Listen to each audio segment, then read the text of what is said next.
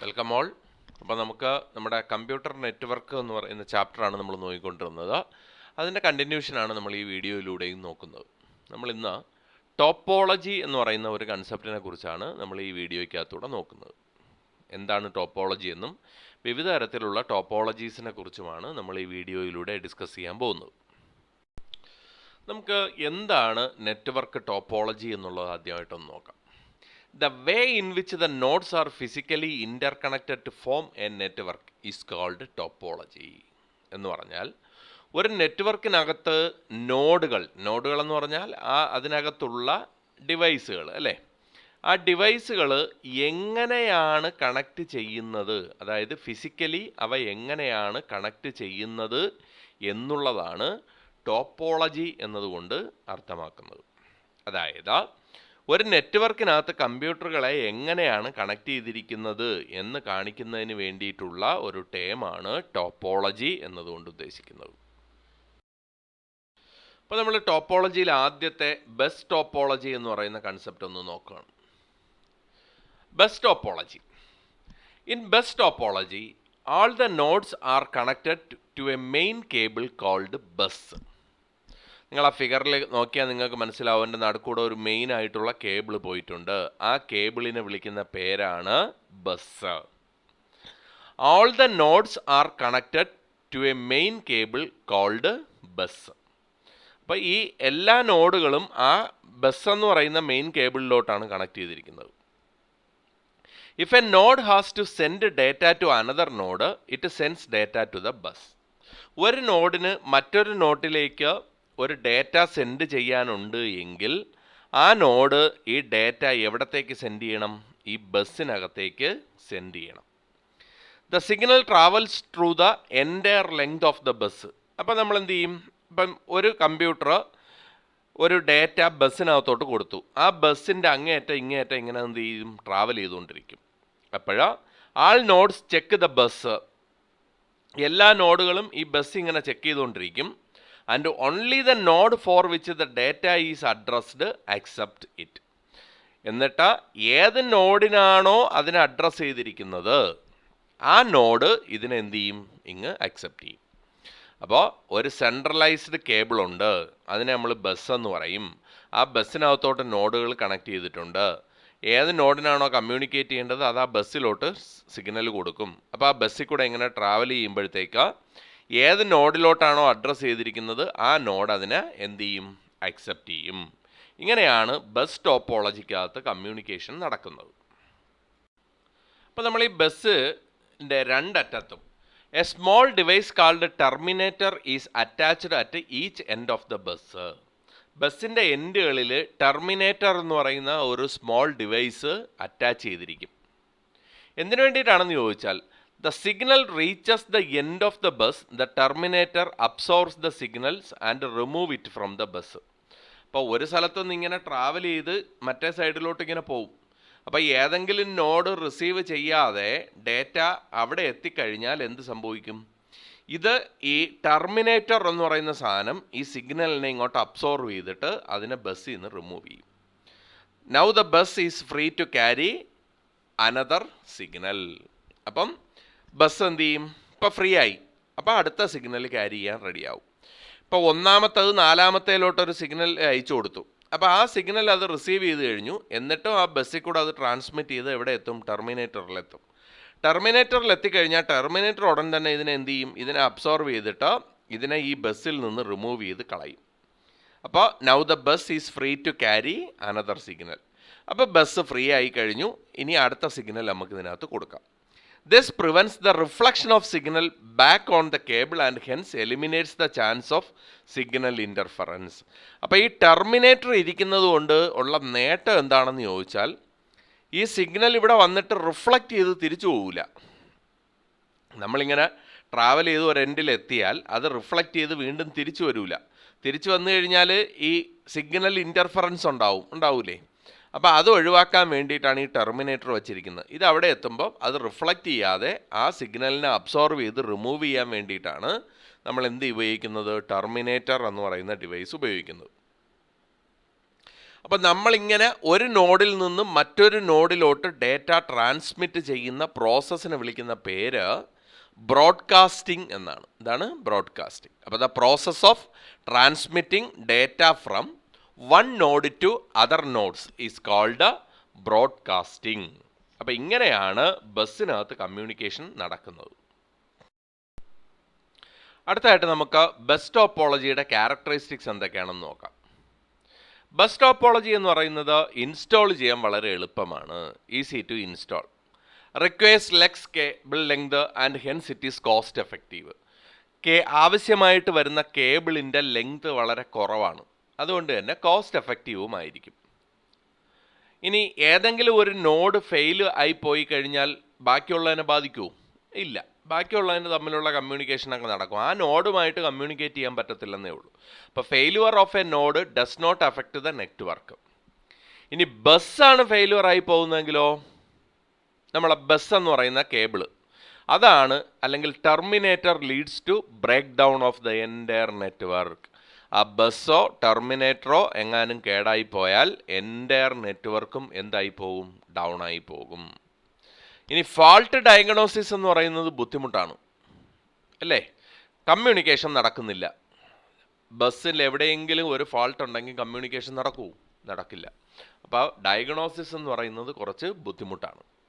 only one node can transmit data at a time. ഇതിൻ്റെ ഒരു ഏറ്റവും വലിയ ഡിസഡ്വാൻറ്റേജ് എന്ന് പറഞ്ഞാൽ ഒരു സമയം ഒരു നോഡിന് മാത്രമേ ഡേറ്റ ട്രാൻസ്മിറ്റ് ചെയ്യാൻ കഴിയത്തുള്ളൂ. At a time only one node can transmit data.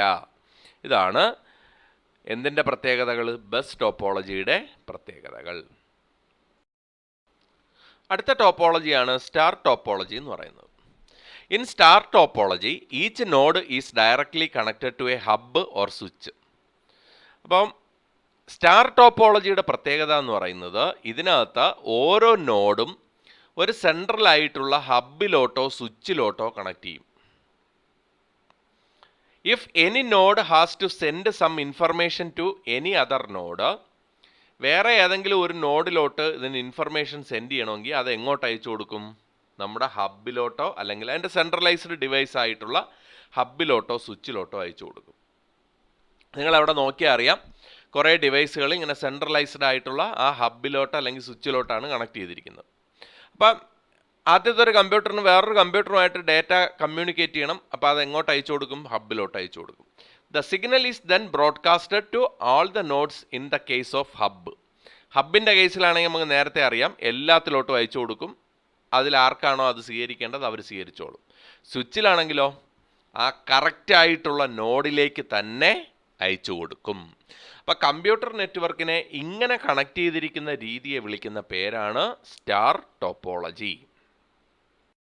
ഇനി നമുക്ക് സ്റ്റാർ ടോപ്പോളജിയുടെ ക്യാരക്ടറിസ്റ്റിക്സ് എന്തൊക്കെയാണെന്ന് നോക്കാം. More efficient compared to bus topology. Bus ടോപ്പോളജിയുമായിട്ട് കമ്പയർ ചെയ്യുമ്പോൾ എഫിഷ്യൻ്റ് ആണ്. ഈസി ടു ഇൻസ്റ്റാൾ ചെയ്യാൻ എളുപ്പമാണ്. Easy to diagnose fault diagnose ചെയ്യാൻ വേണ്ടിയിട്ട് എളുപ്പമാണ്. എന്തുകൊണ്ടാണ് ഫാൾട്ട് ഡയഗ്നോസ് ചെയ്യാൻ വേണ്ടി എളുപ്പമെന്ന് പറഞ്ഞത്? ഇപ്പോൾ മൂന്നാമത്തെ കമ്പ്യൂട്ടറുമായിട്ട് കമ്മ്യൂണിക്കേഷൻ നടക്കുന്നില്ല, എന്തായിരിക്കും ഫാൾട്ട്? ഒന്നുകിൽ മൂന്നാമത്തെ കമ്പ്യൂട്ടറിന് എന്തെങ്കിലും ഫാൾട്ട് ഉണ്ടാവും, അല്ലെങ്കിൽ മൂന്നാമത്തെ കമ്പ്യൂട്ടറിലോട്ട് കണക്ട് ചെയ്തിരിക്കുന്ന കേബിളിന് ഫാൾട്ട് ഉണ്ടാവും. ഈ രണ്ട് ഫാൾട്ടല്ലേ വരാൻ ഉള്ളൂ. അപ്പോൾ നമുക്ക് ഡയഗ്നോസ് ചെയ്യാൻ എളുപ്പമാണ്. ഇനി ഒരു കമ്മ്യൂണിക്കേഷനിലും നടക്കണില്ലെങ്കിൽ ഉറപ്പായിട്ട് ഏത് നോക്കിയാൽ മതി? സ്വിച്ചോ ഹബ്ബോ നോക്കിയാൽ മതി അല്ലേ? അപ്പോൾ ഡയഗ്നോസ് ചെയ്യാൻ വേണ്ടിയിട്ട് എളുപ്പമാണ്. Easy to expand depending on the specification of a central hub switch. ഇനി എക്സ്പാൻഡ് ചെയ്യാൻ വളരെ എളുപ്പമാണ്. കാരണം അടുത്ത ഒരു കമ്പ്യൂട്ടർ കണക്ട് ചെയ്യണമെങ്കിൽ ഒരു കേബിൾ കണക്ട് ചെയ്യുക, സ്വിച്ച് കൊണ്ടുവന്ന് കണക്ട് ചെയ്ത് കൊടുത്താൽ മാത്രം മതി. ഫെയിലുവർ ഓഫ് ഹബ്ബ് അല്ലെങ്കിൽ switch leads to the failure of the entire network. ഇനി ഇത് അതിൻ്റെ സെൻട്രലൈസ്ഡ് ഡിവൈസ് ആയിട്ടുള്ള ഹബ്ബോ സ്വിച്ചോ ഫെയിലുവർ ആയി പോയാൽ ദ നെറ്റ്വർക്ക് മൊത്തത്തിൽ എന്ത് ചെയ്യും? ഫെയിലായി പോകും. അത് ഇതിൻ്റെ ഒരു ഡിസഡ്വാൻറ്റേജ് ആണ്. അതേപോലെ തന്നെ മോർ കേബിൾ ലെങ്ത് വേണം. ബസ് ടോപ്പോളജിയുമായിട്ട് കമ്പയർ ചെയ്ത് നോക്കുമ്പോൾ കേബിളിൻ്റെ ലെങ്ത് വളരെ കൂടുതലായിട്ട് വേണം. അതും ഇതിൻ്റെ ഒരു ഡിസഡ്വാൻറ്റേജ് ആയിട്ട് നമുക്ക് പറയാം. ഇതാണ് സ്റ്റാർ ടോപ്പോളജിയുടെ ക്യാരക്ടറിസ്റ്റിക്സ് ആയിട്ട് നമുക്ക് പറയാവുന്നത്. അടുത്ത ഒരു ടോപ്പോളജിയാണ് റിംഗ് ടോപ്പോളജി എന്ന് പറയുന്നത്. In ring topology, all the nodes are connected using a cable that loops in a ring or circle. Ring ടോപ്പോളജിയിൽ എല്ലാ നോഡുകളും ഇങ്ങനെ ഒരു സർക്കിൾ പോലെ ഒരു കേബിളിൽ കണക്ട് ചെയ്യും. അപ്പോൾ ഫിഗറിൽ നോക്കിയാൽ നിങ്ങൾക്ക് മനസ്സിലാവും, ഒരു ലൂപ്പ് പോലെ കണക്ട് ചെയ്ത് വയ്ക്കും. A ring topology is in the form of a circle that has no start and no end. അപ്പോൾ ഇങ്ങനെ ഒരു സർക്കിൾ പോലെ തന്നെയാണ് ഇരിക്കുന്നത്. അപ്പോൾ അതിനൊരു സ്റ്റാർട്ടോ എൻഡോ ഉണ്ടെന്ന് നമുക്ക് പറയാൻ പറ്റത്തില്ല. അതുകൊണ്ട് തന്നെ റിംഗ് ടോപ്പോളജിയിൽ ടെർമിനേറ്റർ വേണോ? വേണ്ട. എൻഡ് ഇല്ല, അതുകൊണ്ട് ടെർമിനേറ്റർ വേണ്ട. Data travels in only one direction in A ring. ഈ റിങ്ങിനകത്ത് ഡേറ്റ ഇങ്ങനെ ഒരു ഡയറക്ഷനിലോട്ട് മാത്രമാണ് എന്ത് ചെയ്യുന്നത്? ട്രാവൽ ചെയ്യുന്നത്. While they are passed from one node to the next, each node regenerates the signal. അപ്പം ഇങ്ങനെ ഒരു നോഡിൽ നിന്ന് മറ്റൊരു നോഡിലേക്ക് പോകുമ്പോൾ അതിങ്ങനെ റീജനറേറ്റ് ചെയ്തുകൊണ്ടിരിക്കും ഈ സിഗ്നലിന്. The node for which the signal is intended reads the signal. After traveling through each node, the signal reaches back to the sending node from where it is removed. എന്ന് പറഞ്ഞാൽ ഇപ്പോൾ ഒന്നാമത്തേന് നാലാമത്തേതുമായിട്ട് കമ്മ്യൂണിക്കേറ്റ് ചെയ്യണം. നേരെ ഒന്ന് ഈ സിഗ്നലിനെ അങ്ങോട്ട് അയച്ചു കൊടുക്കും.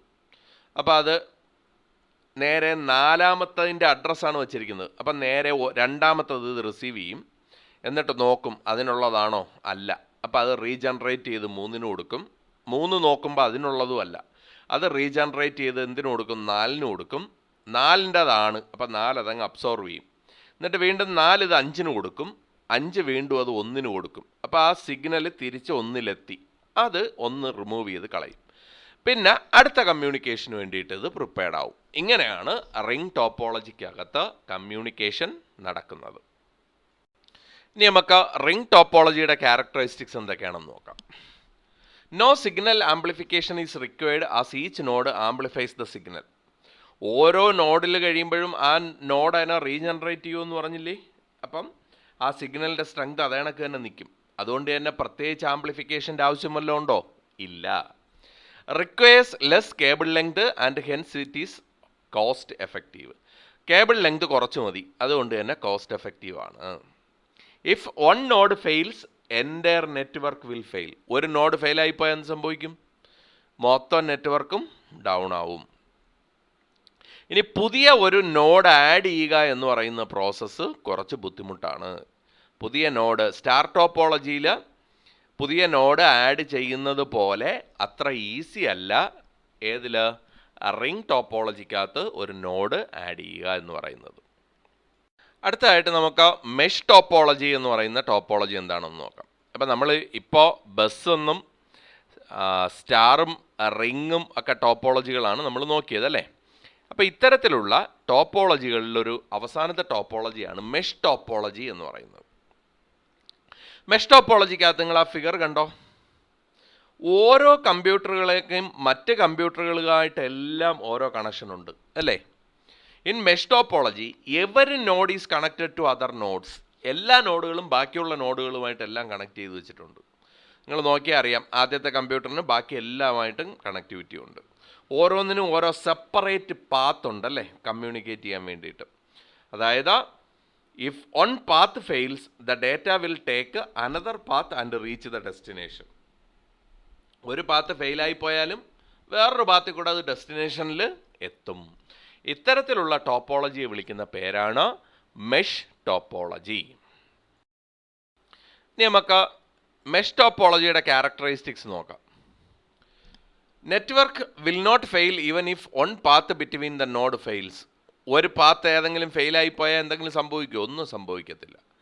Expensive because of extra cables needed. Expensive ആണ്, കുറച്ച് എക്സ്പെൻസീവ് ആണ്. എന്തുകൊണ്ടാണ് എക്സ്പെൻസീവ് ആവുന്നത്? കുറേ കേബിളുകൾ വേണം, എല്ലാം പരസ്പരം കണക്ട് ചെയ്തിരിക്കുകയല്ലേ. അതുകൊണ്ട് തന്നെ കുറേ അധികം കേബിളുകൾ വേണം.